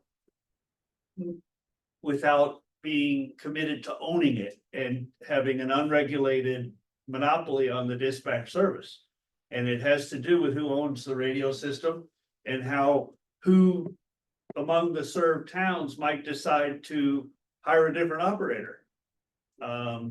Which is currently not possible because the city generates $400,000-$500,000 in revenue off of this. And they don't want, in any case, I think Kim Cheney, the former chair of the region of the Public Safety Authority, I just called him, but he's not able to navigate. He's 80-something years old. He's not able to navigate a Zoom link in this rush environment to get into your meeting. I mean, theoretically, you could email him the agenda and he could click on the link, but.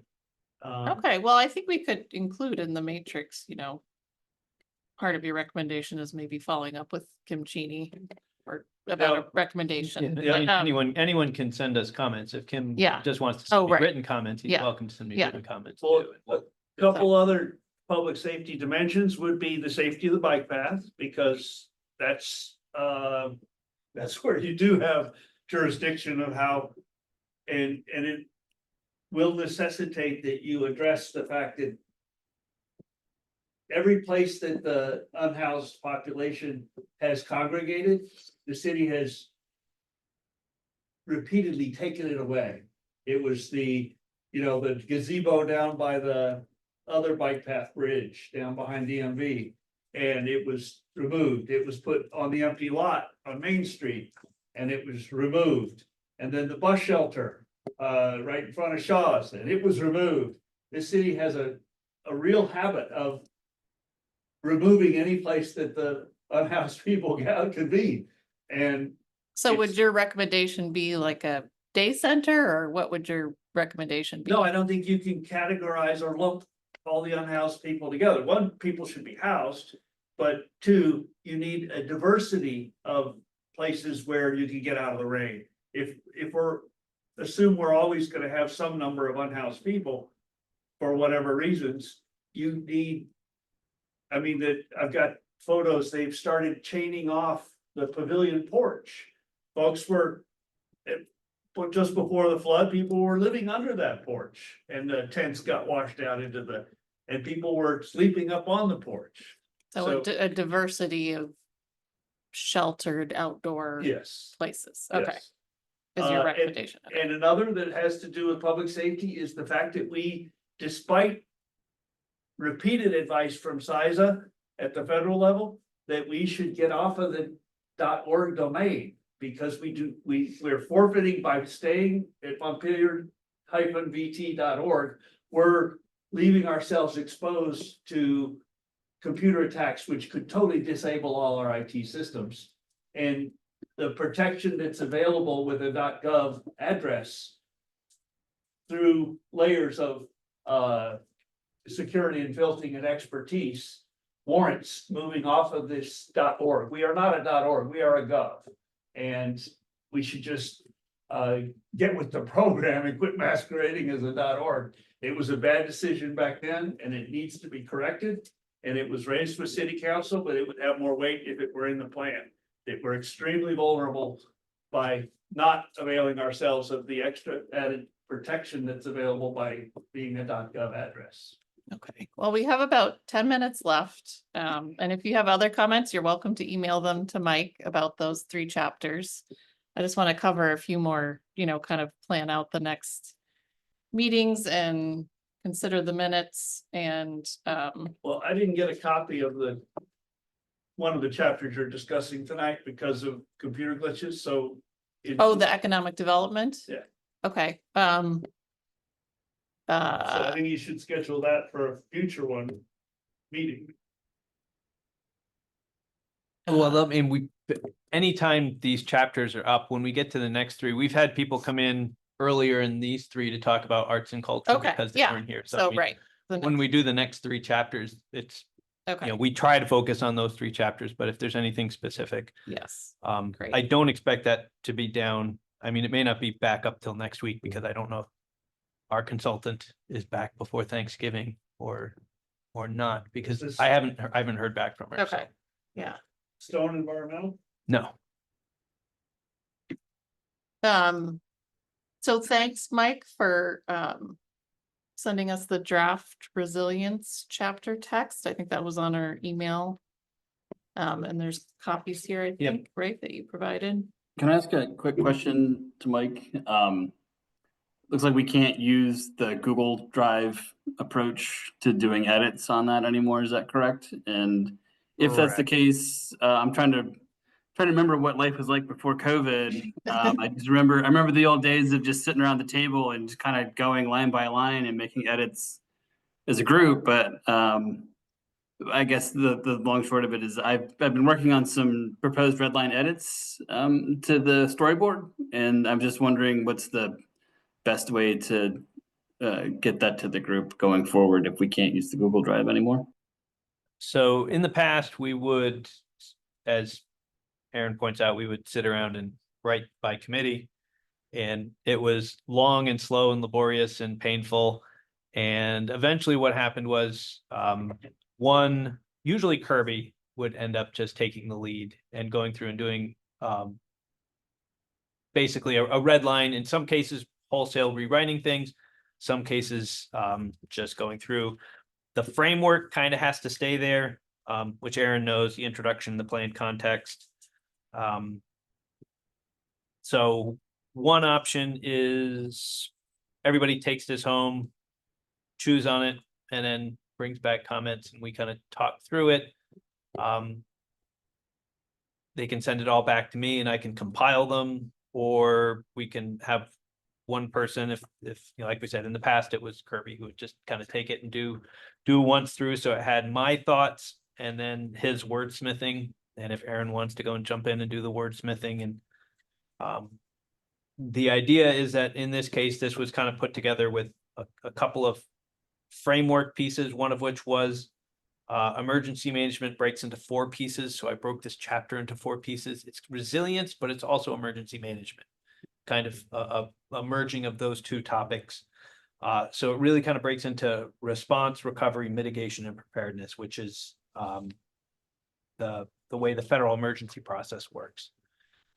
So we look at each piece discreetly, the response being what is actually happening in the event just before we know it's going to flood. We've got a prediction of flood. What are we doing just before and during that flood event? Let's say. Mike? So, yep.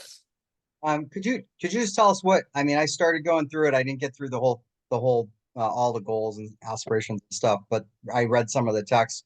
Can you just talk about the process that your team went through to get here? I know there's kind of an unofficial community that exists out there. You referenced them.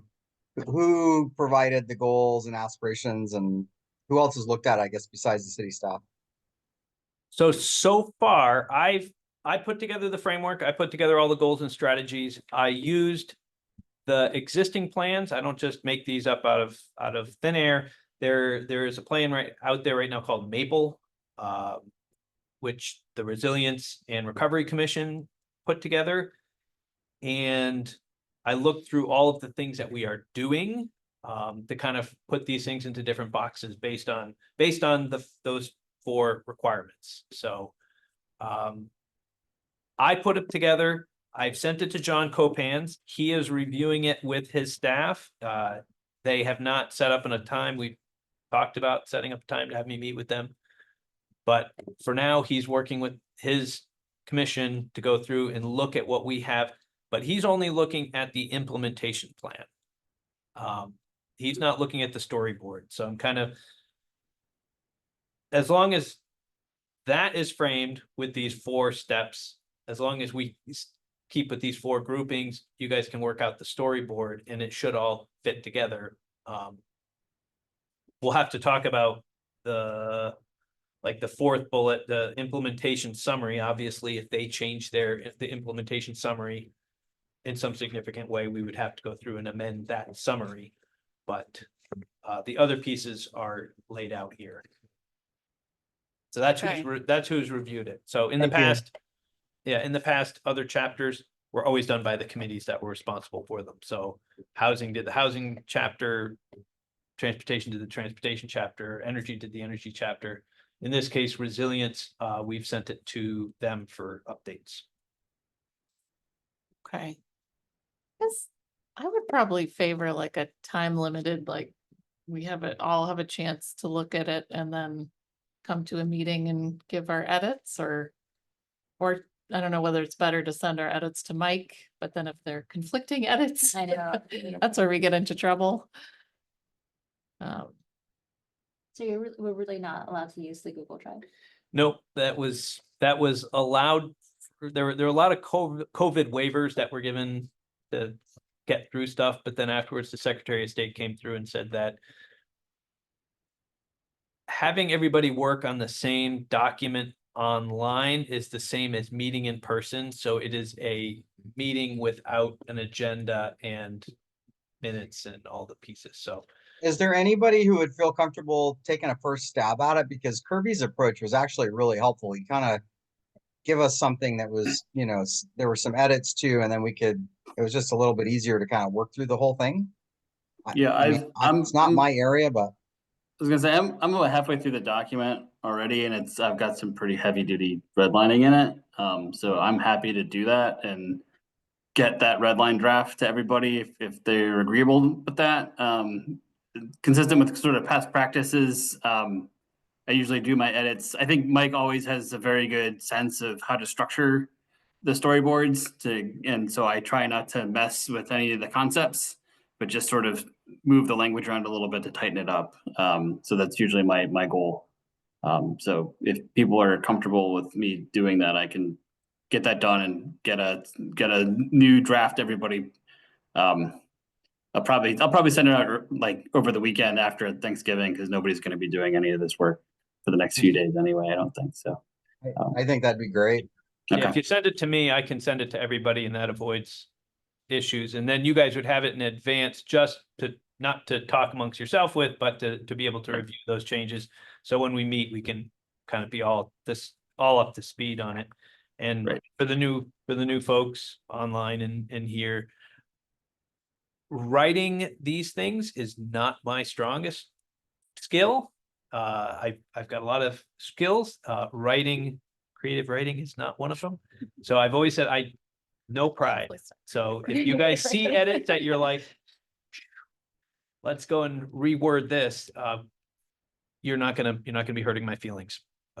Go forth and What's that? beat it up. You've done the hard part. I know, it is the hard That part. exists Yeah. And Yeah. create something from nothing, so the fact Exactly. that something exists makes it Exactly. infinitely easier Yeah. for us to then tweak it. I always find responding to things is always easier than giving people a blank sheet of paper and trying to write it. So, but again, Yeah. and Kirby knew this and Aaron knows this, if there's a wholesale redlining because I'm not being clear, my wife will tell you, I don't know where you're trying to go with this, but you're not doing it. So clear it up. Just put it this way, I'm sure it makes perfectly good sense in my head, which it Okay. does. I've been on the commission long enough. I know exactly what you're saying in every juncture. So I just Wow. I just try to Okay. massage it a little bit. That's all. Yeah, just make it so Okay. everybody else gets it. I- It all makes sense in my head. So I have a question. I have also gone through it and I just like did my usual adding comments on the side. So am I not allowed to send that to Aaron? no, Because you that would be can, like meeting, I can. Yeah, just send me your comments and I'll incorporate them into my red lines and we'll have a comprehensive Like, what is document. that? yeah, Where's the line of like coordinating too much outside of? Simultaneous editing. I think it's the open. You don't have a quorum, then I think you're okay. If there's only a Yeah. Oh, so couple, it's like just when we've me done and other Aaron. things, Yeah, we've had small everybody- groups of 2 or 3 people. Yeah, Work if on it. everybody Okay. put stuff together and sent them to Aaron and he compiled them, then Okay, that's not an issue. It's- sounds it's great. when we have an open, a share doc, and at some point legislature will have to get around to addressing the 21st century because everything is now in shared docs. Yeah. And that's just how everything works nowadays, but Okay, great. So everyone will send, who has comments maybe can send them to Aaron by this weekend. Yeah, I was gonna say, how about we do this? I'm just gonna work on my red lines alone, and then if everybody can get me everything by the end of the weekend, that'd be helpful, and so I can get hopefully a draft out Okay, on Monday or Tuesday next week. Okay. And I think we are only probably going to have one meeting in December, I'm assuming, because I think Yeah. the entirely up to you guys. I don't have my calendars in I front of think me to know is if the the second fourth- one is landing on the 23rd or something yeah, absurd. I feel like the fourth one is the 23rd, which seemed unlikely, but maybe I don't have my yeah, calendar. it's the 23rd, the 9th and 23rd. I'm not Yes. available that week. Yeah, Okay. yeah, so expectation is we're meeting on the 9th. Okay, We can talk about.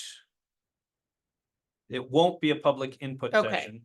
It'll be a working session, so we can review the comments that we've received. Maybe we can get through a quick chunk, because we don't have a lot of.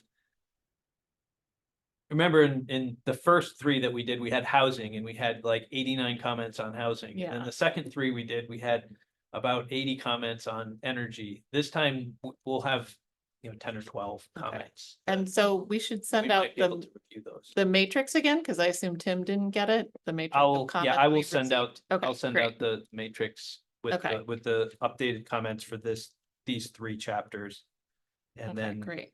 we'll review the resilience. Okay. Good. Well, I'm glad we're gonna have a working session. Excited. Yeah. So if anyone wants to quickly move approval of the November 12th minutes, if you second to review them. And I have 2 changes. I am 99% sure Aaron was not here for the 12th. Oh, yeah, neither was Brian Mills. And Brian Mills No? wasn't on the commission, so those two Huh. were not here. I move to accept the minutes with those edits. Okay, do we have a second?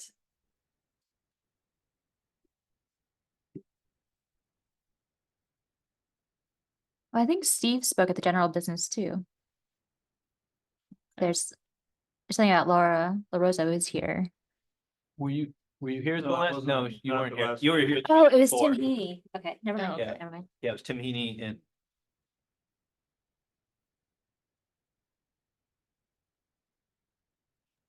Second approval with the changes. All those in favor? I, Hey, Great. And then I would accept a motion to adjourn. you have said motion to adjourn. I'll second. All those in favor? Aye. Hey, hi. Thank you. happy Thanksgiving, everyone. yes. You too. Happy Thanks, you too, Thanksgiving. Thank Gabe. you all. What I wanted to do.